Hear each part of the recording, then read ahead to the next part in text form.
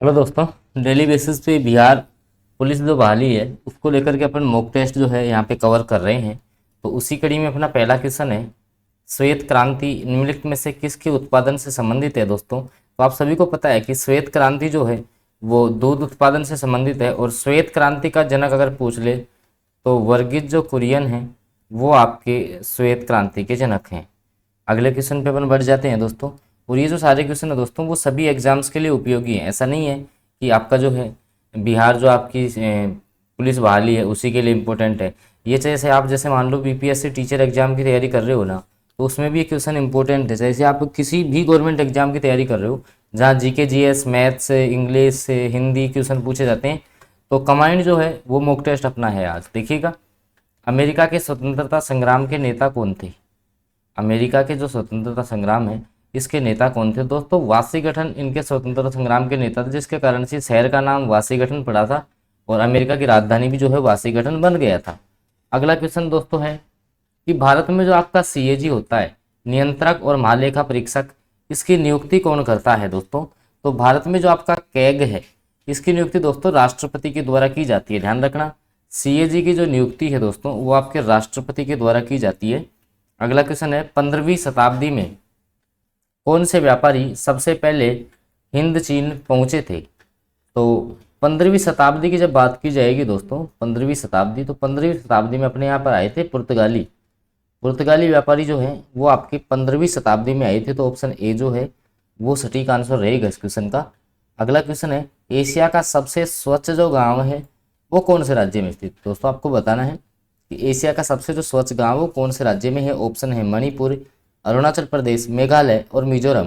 तो ये आपके मेघालय में स्थित है। ऑप्शन सी जो है वो करेक्ट आंसर हो जाएगा इस क्वेश्चन का।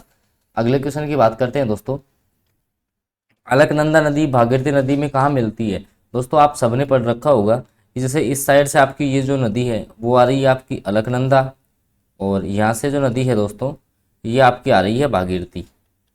और आपको ये भी पता है कि दोनों जो है दोनों नदियाँ जहाँ से मिलती हैं और यहाँ से एक फिर कंबाइंड नदी निकलती है जिसका नाम होता है गंगा नदी, जो कि भारत की सबसे पवित्र नदी है और भारत की सबसे लंबी नदी भी। अगर किसी ने ऐसे पूछ ले भारत में भारत से होकर जाने वाली सबसे लंबी नदी कौन सी है, तो ब्रह्मपुत्र होगी। बाकी भारत की सबसे लंबी नदी आपकी यही रहने वाली है। इसके अलावा दोनों जहाँ आपकी अलकनंदा और भागीरथी जो है वो दोनों जहाँ पे मिलती हैं इस स्थान का नाम है देवप्रयाग।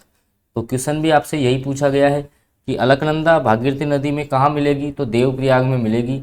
ऑप्शन बी जो है वो सटीक आंसर रहेगा इस क्वेश्चन का। अगले क्वेश्चन की बात कर लेते हैं। देखिएगा, एक धन वार्षिक चक्रवृद्धि ब्याज की दर से, एक धन जो है वो वार्षिक चक्रवृद्धि ब्याज की दर से 25 वर्षों में स्वयं का दोगुना हो जाता है, तो ब्याज की दर क्या है। ठीक है, यानी कि 2 वर्षों में आपका जो है स्वयं का दोगुना हो जाता है, तो ब्याज की दर क्या है। इसमें शायद क्वेश्चन में मिस्टेक है दोस्तों, क्वेश्चन एरर है इसमें। अगला क्वेश्चन, भारत की जलवायु कैसी है। ये इंपॉर्टेंट क्वेश्चन है दोस्तों, भारत की जलवायु कैसी है। 4 ऑप्शन आपके सामने हैं, क्वेश्चन मैं यहाँ पे नोट कर देता हूँ आपके लिए कि भारत की जलवायु कैसी है। भारत की जलवायु कैसी है आपको ये बताना है। भारत की जलवायु कैसी है ये आपको कमेंट करके बताना है। उष्ण कटिबंध आर्द्र, उष्ण कटिबंधीय शुष्क, उष्ण कटिबंधीय मानसूनी या अति आर्द्र है। तो दोस्तों अपने जो भारत की जलवायु है वो उष्ण कटिबंधीय है और मानसूनी प्रकार की है। तो ऑप्शन सी जो है वो सटीक आंसर हो जाएगा दोस्तों। एक्चुअली जलवायु होती क्या है दोस्तों, जैसे किसी विशेष क्षेत्र में वहाँ 25 वर्षों तक जो मौसम की दशाएं रहती है उनके अनुकूल जो परिणाम तय किए जाते हैं वो आपकी जलवायु कहलाती है दोस्तों। अगला क्वेश्चन है, हार्मोन जो रुधिर में शर्करा स्तर को नियंत्रित करता है उसका सेवन किया जाता है किसके द्वारा होता है। भाई जो हार्मोन शर्करा के स्तर को नियंत्रित करता है उसका जो है श्रावण कौन सी ग्रंथि के द्वारा किया जाता है। थायराइड है, अग्नाशय ग्रंथि है, वो किडनी के द्वारा या पीयूष ग्रंथि। तो पीयूष ग्रंथि दोस्तों आपका पिट्यूटाइन हार्मोन जो है स्रावित करती है। थायराइड ग्रंथि के द्वारा थायरोक्सिन हार्मोन आता है।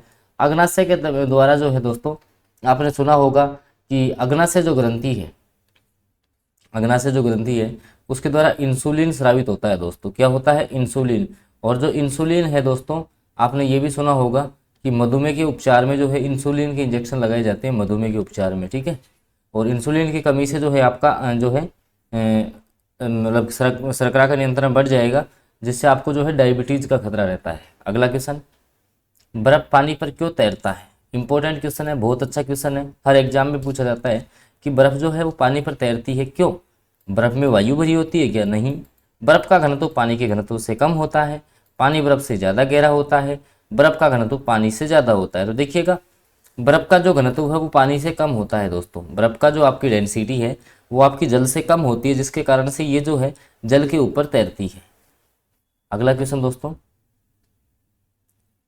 वस्तुओं और सेवाओं का उत्पादन के लिए आवश्यक क्या है? भाई वस्तुओं और सेवाओं का उत्पादन करना है तो भूमि भी चाहिए, उसके लिए श्रम और भौतिक पूंजी भी चाहिए। तो कहने का मतलब ऑप्शन सी करेक्ट हो गया। ए और बी जो है दोनों आवश्यक हैं वस्तुओं और सेवाओं के उत्पादन के लिए, तो ऑप्शन सी जो है वो सटीक आंसर हो जाएगा। अगले क्वेश्चन की बात करते हैं, निम्न में से भारत के उप प्रधानमंत्री नहीं रहे, उप प्रधानमंत्री कौन नहीं रहे आपको ये बताना है। देखिएगा, तो देवीलाल भी आपके रहे हैं, मोरारजी देसाई भी रहे हैं, ठीक है, एमएल आपके अडवाणी साहब भी रहे हैं, एचएन बहुगुणा नहीं रहे। ऑप्शन ए जो है वो सटीक हो जाएगा इस क्वेश्चन का। अगले क्वेश्चन की बात करते हैं, भारत में मीठे पानी की सबसे बड़ी झील कौन सी है? ये आपको बताना बहुत अच्छा क्वेश्चन है कि भारत में जो है मीठे पानी की सबसे बड़ी झील कौन सी है।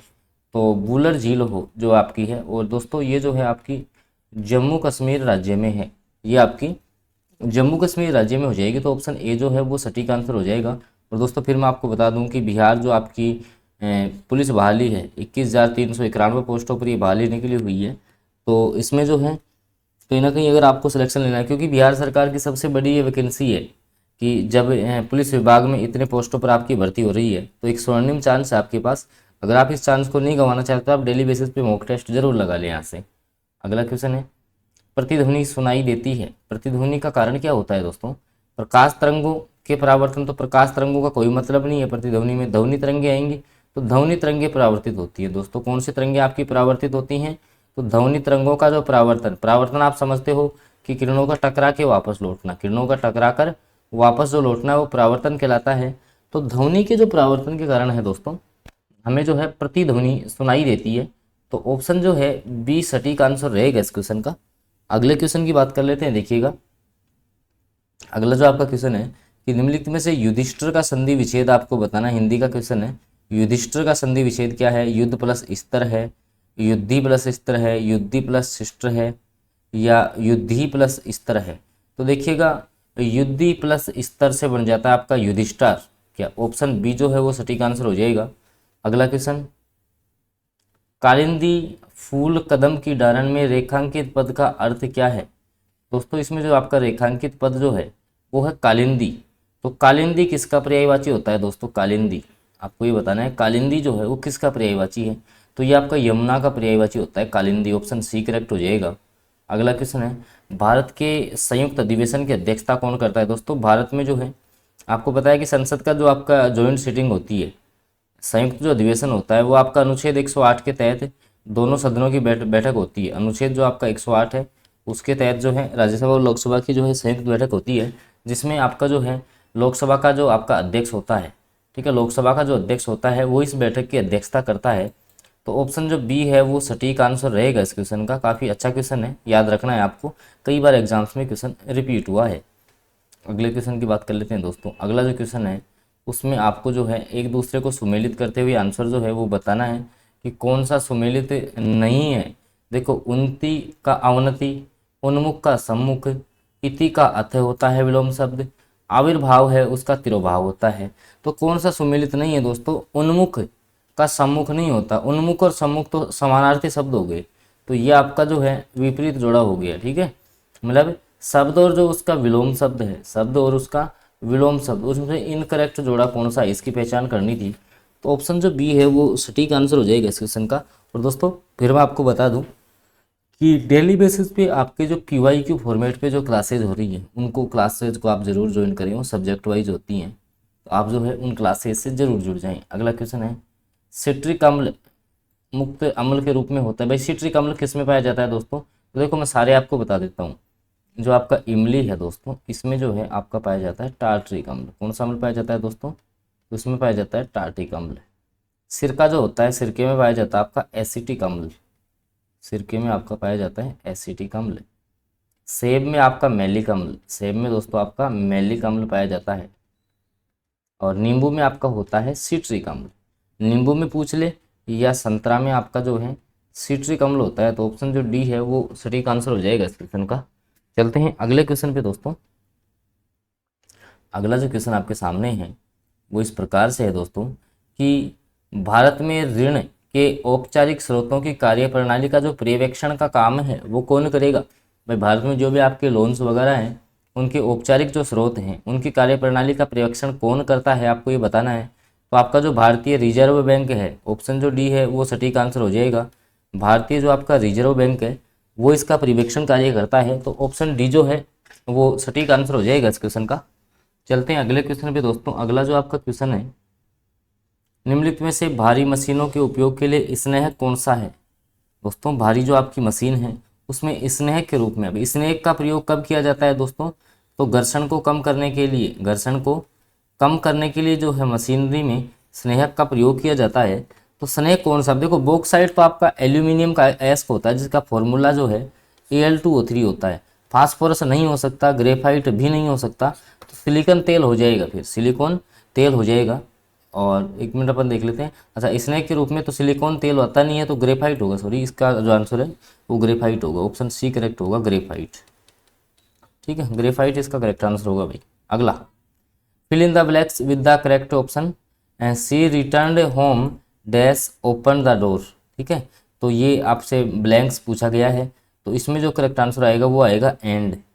ठीक है, सी रिटर्न होम, वह घर की ओर मुड़ी, एंड और ओपन द डोर, दरवाजा खोला, तो इसमें एंड आएगा। ठीक है, इस प्रकार के इंग्लिश के क्वेश्चन भी आपके आते हैं, एक आधा क्वेश्चन मैंने ले लिया है इसमें। अगला जो है, मनुष्य में जो आपकी आहार नाल है उसका सबसे लंबा जो भाग है, आहार नाल का जो सबसे लंबा जो भाग है, शुद्रांत्र है, बृहदांत्र है, आमाशय है, गर्सिका है, तो शुद्रांत्र होता है दोस्तों। ठीक है, आहार नाल का सबसे छोटा भाग याद रखना है आपको। और जो भोजन है दोस्तों वो आपका आमाशय जो है उसमें 3 से 4 घंटे ठहरता है। आमाशय में जो भोजन है वो 3 से 4 घंटे ठहरता है, और आमाशय में आपका जो है HCl अम्ल स्रावित होता है, तो हाइड्रोक्लोरिक अम्ल, ये जो है भोजन को अम्लीय माध्यम प्रदान करता है आमाशय के अंदर, याद रखना। अगला है, वस्तु शब्द का जो है बहुवचन रूप क्या होगा। हिंदी का क्वेश्चन जो है आपके सामने पूछा गया है कि जो आपका वस्तु शब्द होता है दोस्तों इसका बहुवचन रूप कौन सा होगा। वस्तुएं, वस्तुओं, वस्तुएं, अब वस्तुओं में भी वस्तुएं भी कौन सा आएगा, ये वाला आएगा या ये वाला आएगा, बताइएगा। सेम है आपका, तो वस्तुओं, वस्तुएं, तो इसका जो है वस्तुएं करेक्ट आंसर होगा, दोनों सेम ही हो गई है, तो ठीक है वस्तुएं जो है वो सटीक आंसर। भाई वस्तु का बहुवचन क्या होगा, वस्तुएं। अगला क्वेश्चन है, मधुबनी लोक चित्र शैली किस राज्य की लोकप्रिय है। तो आप सबको पता है कि मधुबनी जो है वो बिहार की है। मधुबनी जो आपकी चित्र शैली है वो आपकी कहाँ की हो जाएगी, तो मधुबनी है आपकी बिहार की। ठीक है, ऑप्शन सी जो है वो सटीक आंसर हो जाएगा। अगला क्वेश्चन, तो दोस्तों ये कुछ क्वेश्चंस थे जिनका अपन ने डिस्कस किया है, और ये जो सारे क्वेश्चन है दोस्तों आपके चाहे से आप बिहार टीचर की तैयारी कर रहे हो या बिहार पुलिस बहाली की तैयारी कर रहे हो, सभी के लिए जो है ये क्वेश्चन इंपॉर्टेंट है। जहाँ भी जीके जीएस के क्वेश्चन पूछे जाते हैं उन एग्जाम्स में इंपॉर्टेंट है। तो आप डेली बेसिस पे जो है क्लास की अपडेट के लिए जो है चैनल को आप सब्सक्राइब जरूर कर लें, साथ में बेल नोटिफिकेशन को भी ऑन कर लें, ताकि आगामी जो वीडियोज़ है उनकी नोटिफिकेशन भी आपको मिलती रहे। और अन्य कोई अगर आपका जैसे कोई क्यूरीज रह जाती है तो आप जो है कमेंट बॉक्स में कमेंट कर सकते हैं। हमारी टीम जो है आपसे जल्दी ही संपर्क स्थापित करेगी। धन्यवाद।